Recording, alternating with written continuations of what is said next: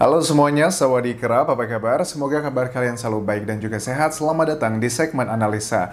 Nah, hari ini kita kembali update mengenai kasus pembunuhan di Subang, Jawa Barat, dan fokus kita di video ini adalah mengenai hasil otopsi kedua yang memang telah dilakukan ke kedua jenazah untuk almarhumah Ibu Tuti dan juga almarhumah Amel yang dilaksanakan Sabtu lalu kurang lebih hampir 3 jam ya.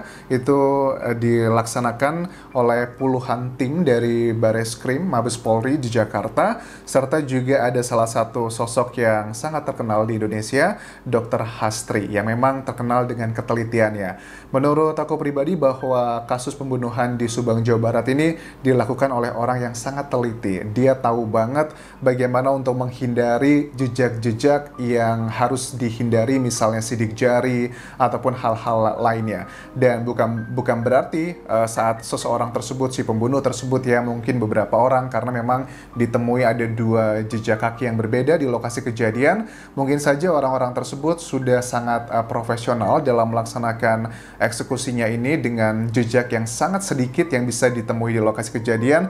Tapi aku sangat yakin sekali bahwa ya, menurut Profesor Yesmil Anwar, tidak ada kejahatan itu yang sempurna, pasti ada jejaknya. Nah, hubungan sosial memang menjadi topik yang diduga keras menjadi motif utama dari pembunuhan di Subang, Jawa Barat ini.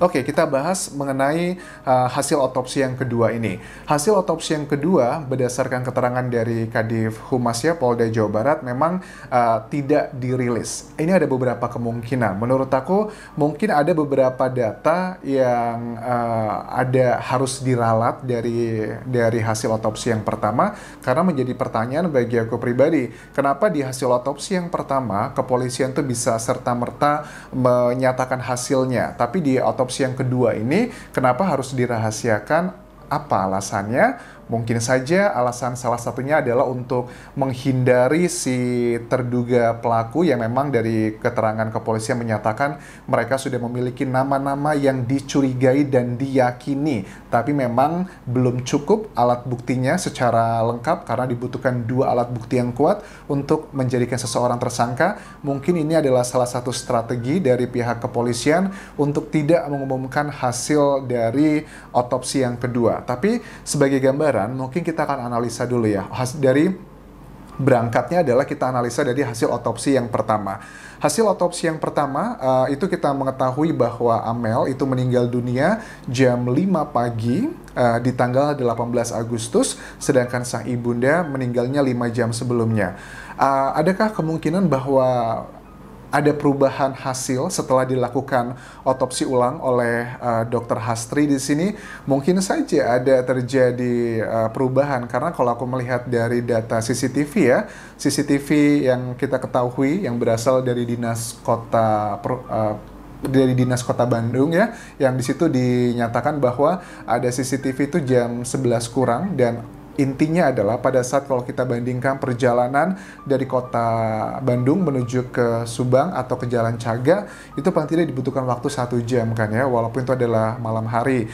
Tapi dengan kematian pertama jaraknya mungkin hanya hitungan menit, mungkin ini terlalu cepat begitu. Oke, mungkin ada beberapa analisa dari hasil otopsi kedua yang merubah setelah diperiksa oleh Dr. Hastri kembali.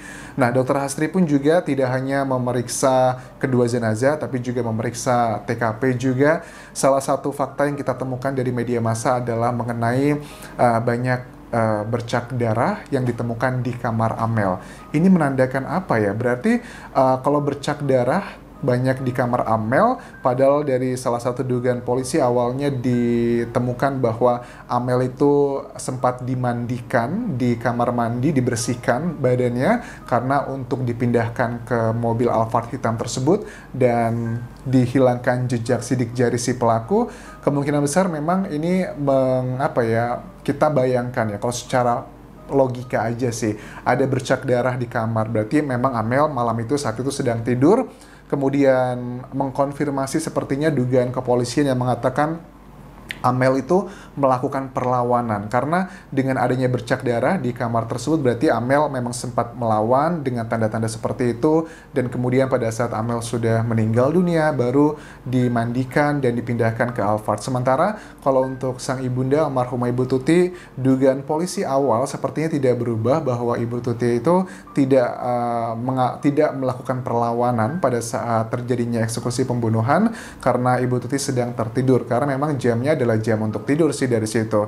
Tapi ada 2 luka yang memang menurut aku juga bisa menjadi guidance atau arahan kenapa kok bisa seperti ini untuk melihat mekanisme atau sistem bagaimana si pelaku melakukan eksekusinya. Yang pertama adalah dari Ibu Tuti, kita ketahui bibir almarhumah Ibu Tuti itu mengalami luka, sementara dari Amel itu mengalami luka juga di bagian mata. Itu adalah hal yang mungkin tidak ada perbedaan banyak lah ya, karena itu adalah hal yang luar gitu. Jadi mungkin itu sudah sangat detail dan kemungkinan tidak ada perubahan. Tapi untuk hal-hal seperti misalnya sidik jari, kemudian juga ada DNA orang-orang tertentu ditemukan di sana, ataupun juga ada penyebab yang luka dalam, misalnya seperti diketahui ada keretakan di tulang tengkorak kedua korban. Nah, mungkin dugaan dari kepolisian di awal yang menyatakan bahwa ini dipukul menggunakan benda tumpul yang diduga adalah papan penggilasan cucian, mungkin ada tambahan lagi alat lainnya. Dan menurut aku juga sangat yakin ya, mungkin aja nggak mungkin ya menurut aku seorang pembunuh bisa melakukan eksekusi dengan teliti seperti ini, tapi dia tidak membawa alat untuk membunuhnya. Kalau kita temukan dari lokasi TKP adalah alat penggilasan cucian baju kan ya, itu kan menunjukkan bahwa dia tidak membawa persiapan. Tapi menurut aku hal yang sangat tidak masuk akal, orang dengan seteliti ini melakukan eksekusinya tapi tidak membawa alat tumpul sendiri untuk melakukan pembunuhan. Jadi mungkin aja itu hanyalah salah satu alat yang dipakai untuk melakukan pembunuhan tersebut. Oke, kemudian kita juga melihat ada beberapa hal dari keterangan Dr. Hastri di sini. Kalian masih ingat pada saat beliau itu bicara di Instagramnya, beliau mengatakan bahwa kita pasti bisa temukan gitu, intinya pasti bisa menemukan siapakah si pelakunya. Kasihan kedua almarhumah sedang menunggu keadilan. Dan Dr. Hastri ini adalah orang yang tidak hanya mengandalkan kecerdasan logikanya. Dr. Hastri itu menjabat, kalau dari segi title ya aku sangat kagum ya, karena doktor, S3, dokter juga, yang itu menunjukkan intelektualnya bagus, tapi juga dia tidak serta-merta mengindahkan tanda-tanda lainnya. Bahkan Dr. Hastri pun beberapa kali menceritakan di TV dan juga media massa, dia pun pernah mendapatkan guidance atau arahan dari sosok yang tidak kasat mata gitu, yang sosok yang kasat mata begitu. Karena ada banyak orang bilang, Anjas wajar aja Dr. Hastri itu punya indera keenam katanya. Well, aku tidak menutup mata bahwa di dunia ini kita tidak hidup sendirian, kita berdampingan dengan makhluk lainnya, jin lah kalau dalam agama Islam. Tapi kan di agama Islam juga dikatakan jin itu ada yang baik, ada juga yang tidak baik, sama seperti manusia. Bukan berarti kalau teman-teman yang selama ini suka ya atau percaya dengan hal-hal yang seperti itu, misalnya kayak Korin gitu kan ya, yang sudah sangat lantang menyatakan bahwa dia adalah pembunuhnya, terus menceritakan kronologinya seperti apa tanpa menggunakan kata-kata dugaan, tanpa menggunakan kata-kata mungkin, yang itu adalah pasti kan jatuhnya tuduhan begitu, karena itu adalah statement yang secara langsung itu kan bisa aja bahwa jin tersebut adalah jin jahat, tidak memberikan data yang sebenarnya, fakta sebenarnya, itu kan bisa terjadi seperti itu.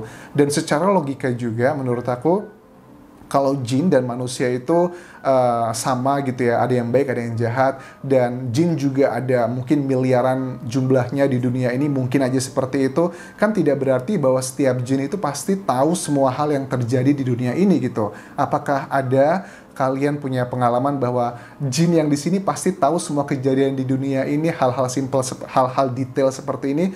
Menurut aku sih enggak ya. Aku percaya dengan jin, aku percaya. Tapi apakah semua jin itu mengetahui setiap kejadian yang terjadi di dunia ini? Menurut aku juga perlu dicari tahu lebih dalam lagi.